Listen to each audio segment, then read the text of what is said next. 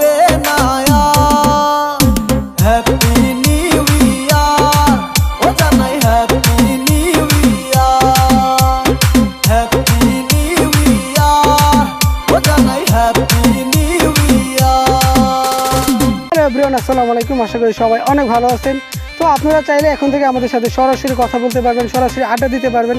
তার জন্য অবশ্যই আমাদের ফেসবুক পেজটি ফলো করতে হবে। এই পেজে এখন থেকে আমরা নিয়মিত রাত 10টার পর লাইভে আসি এবং সবার সাথে জমিয়ে আড্ডা দিয়ে লাইভে এসে। তো আপনারা যদি মিস করতে না চান অবশ্যই আমাদের এই পেজটি ফলো করে আসুন।